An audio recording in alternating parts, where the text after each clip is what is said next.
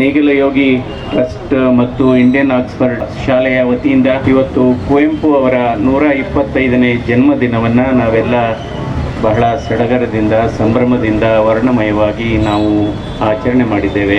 ಅವರು ನಮ್ಮ ಕನ್ನಡ ಸಾಹಿತ್ಯ ಕ್ಷೇತ್ರದ ಒಂದು ಮಿನುಗುತಾರೆ ಅಥವಾ ಧ್ರುವತಾರೆ.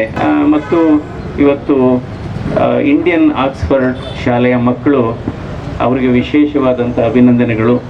ಯಾಕೆಂದರೆ ಇದೆಲ್ಲ ಮಕ್ಕಳಿಗೆ ಈ ನಾವು ದೇಶ ಬದಲಾವಣೆ ಆಗಬೇಕಾದ್ರೆ ಅಥವಾ ಬದಲಾಯಿಸಬೇಕಾದ್ರೆ ನಾವು ಈ ವಯಸ್ಸಾದವ್ರಿಗೆ ಅಥವಾ 30-40 ವರ್ಷ ಆದಮೇಲೆ ಹೇಳಿದರೆ ಅವ್ರಿಗೆ ಕಿವಿಗೂ ಹೋಗೋದಿಲ್ಲ, ಹೃದಯಕ್ಕೂ ಹೋಗೋದಿಲ್ಲ. ನಾವೇನಾದರೂ ಈ ದೇಶದ ಭವಿಷ್ಯವನ್ನು ರೂಪುರೇಷೆಯನ್ನು ಬದಲಾಯಿಸಬೇಕಾದ್ರೆ ಈ ಮಕ್ಕಳಿಗೆ ನಾವು ಬೋಧನೆ ಮಾಡಬೇಕಾಗುತ್ತೆ. ಆ ಕೆಲಸವನ್ನು ಇವತ್ತು ಶಿಕ್ಷಕರು ಮಾಡ್ತಾ ಇದ್ದಾರೆ.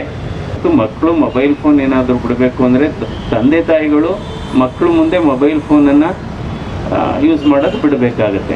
ಇವತ್ತು ನೇಗಿಲ ಯೋಗಿ ಟ್ರಸ್ಟ್ ಕೂಡ ಉತ್ತಮವಾದಂಥ ಕೆಲಸವನ್ನು ಮಾಡ್ತಾ ಇದೆ. ನಮ್ಮ ಪ್ರಧಾನಮಂತ್ರಿಗಳಾದಂಥ ನರೇಂದ್ರ ಮೋದಿಯವರು ರೈತರಿಗೆ 4 ಅದ್ಭುತ ಕೊಡುಗೆಯನ್ನು ನೆನ್ನೆ ಕೊಟ್ಟಿದ್ದಾರೆ ಸಚಿವ ಸಂಪುಟದಲ್ಲಿ. ಏನು? ಪ್ರಧಾನ ಮಂತ್ರಿ ಫಸಲ್ ಬಿಮಾ ಯೋಜನೆ 2026ನೇ ಇಸ್ವಿವರೆಗೆ ವಿಸ್ತರಣೆ ಆಗಿರೋದು ಒಂದು, ಮತ್ತು ಅದರ ಅಮೌಂಟನ್ನು ಜಾಸ್ತಿ ಮಾಡಿದ್ದಾರೆ, 69,000 ಕೋಟಿಗೆ ಮಾಡಿದ್ದಾರೆ. ಇನ್ನು DAP ಗೊಬ್ಬರ ಅದು ಹೆಚ್ಚು ಕಡೆ 3,850 ರೂಪಾಯಿಯಷ್ಟು ಸಬ್ಸಿಡಿ, ಅಂದರೆ ಒಂದು 50 kgಗೆ ಸುಮಾರು 1,400 ರೂಪಾಯಿಯಷ್ಟು ಸಬ್ಸಿಡಿ ಅಂತ ಬರುವಂಥದ್ದು.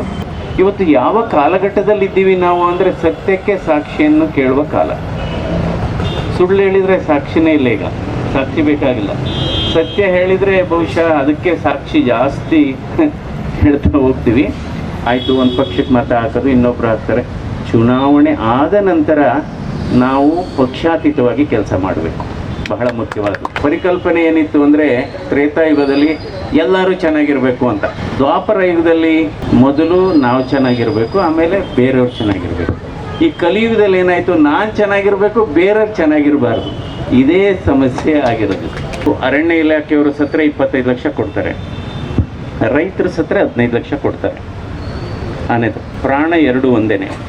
ಅವರು ರೈತರ ಸತ್ರನೂ 25 ಲಕ್ಷ ಕೊಡಬೇಕು. ಆದರೆ ಒಂದು ನೋವಿನ ಸಂಗತಿ ಅಂದರೆ ಪ್ರಾಣ ವಾಪಸ್ ಬರೋದು, ಅದಕ್ಕೆ ಬೆಲೆ ಕಟ್ಟಕ್ಕಾಗೋದಿಲ್ಲ.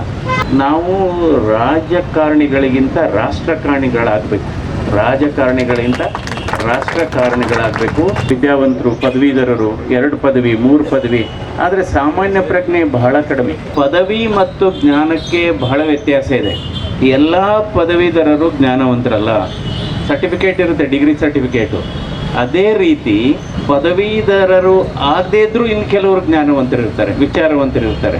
ಜ್ಞಾನಿಗಳು ಮತ್ತು ಅಜ್ಞಾನಿಗಳಿಗೂ ವ್ಯತ್ಯಾಸ ಏನಪ್ಪ ಅಂದರೆ ಮಾಡಿದಂಥ ತಪ್ಪನ್ನು ತಿದ್ದುವಂಥದ್ದು, ಮಾಡಿರತಕ್ಕಂಥ ತಪ್ಪನ್ನು ಒಪ್ಪಿಕೊಳ್ಳುವುದು ಜ್ಞಾನಿಗಳು ಅಂತ.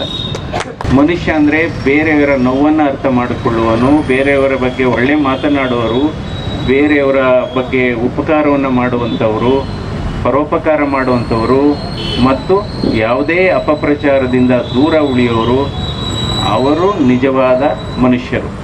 ನನ್ನ ಅರ್ಥದಲ್ಲಿ ಭಾರತ ದೇಶದಲ್ಲಿ ಇವತ್ತು ಮನುಷ್ಯರ ಸಂಖ್ಯೆ, ಜನಸಂಖ್ಯೆ 140 ಕೋಟಿ, ಮನುಷ್ಯರ ಸಂಖ್ಯೆ ಒಂದು 30 ಕೋಟಿ ಇರ್ಬೋದು ಅಷ್ಟೇ. ಮಕ್ಕಳಿಗೆ ಮಾತು ಕಲಿಸ್ಬೇಕು ಅಂತ ಹೇಳ್ತೀವಿ ನಾವು. ನನ್ನ ಅರ್ಥದಲ್ಲಿ ಮಕ್ಕಳು ಚೆನ್ನಾಗಿ ಮಾತಾಡ್ತಾ ಇದ್ದಾರೆ. ಇವತ್ತು ದೊಡ್ಡವ್ರಿಗೆ ಮಾತು ಕಳಿಸ್ಬೇಕಾಗಿತ್ತು. ಕೋಪದಿಂದ ಮಾತಾಡಿದರೆ ನಿಮ್ಮ ಗುಣ ಹಾಳಾಗುತ್ತೆ, ಅನಾವಶ್ಯಕತೆ ಮಾತಾಡಿದರೆ ಶಾಂತಿ ಹಾಳಾಗುತ್ತೆ, ಯದ್ವಾ ತದ್ವಾ ಮಾತಾಡಿದರೆ ಕೆಲಸ ಹೋಗುತ್ತೆ, ವೇಗವಾಗಿ ಮಾತಾಡಿದರೆ ಅರ್ಥ ಕಳ್ಕೊಳ್ಳುತ್ತೆ, ಸುಳ್ಳು ಮಾತಾಡ್ತಾನೆ ಇದ್ರೆ ಅದೇ ನಿಮ್ಮ ಗುಣ ಹೋಗುತ್ತೆ. ಆದರೆ ಪ್ರೀತಿಯಿಂದ ಮಾತಾಡಿದರೆ ಎಲ್ಲರೂ ನಮ್ಮವರಾಗಿರ್ತಾರೆ, ಪ್ರೀತಿಯಿಂದ ಮಾತಾಡಿದರೆ ಎಲ್ಲರೂ ನಮ್ಮ ಆಗಿರುತ್ತೆ. ರೈತರ ಫಲವತ್ತಾದ ಜಮೀನನ್ನು ಭೂಸ್ವಾಧೀನ ಮಾಡೋದು ಬಹಳ ಅದು ಸೂಕ್ಷ್ಮ ವಿಚಾರ. ಲ್ಯಾಂಡ್ ಡೆವಲಪರ್ ನನ್ನ ಅರ್ಥದಲ್ಲಿ ಏನಾದರೂ ಒಂದು ಜಮೀನು ತಗೊಂಡು ಅದನ್ನು ಹೆಚ್ಚಾಗಿ ಅಲ್ಲಿ ಕೃಷಿ ಚಟುವಟಿಕೆ ಮಾಡಿ ಅಲ್ಲಿ ಬೆಳೆಗಳನ್ನು ಬೆಳೆದು ಅಲ್ಲಿಯ ಭೂಮಿಯ ಫಲವತ್ತನ್ನು ಫರ್ಟಿಲಿಟಿ ಅಂತೀವಲ್ಲ ಅದನ್ನು ಜಾಸ್ತಿ ಮಾಡಿದರೆ ಅವರು ಲ್ಯಾಂಡ್ ಡೆವಲಪರು.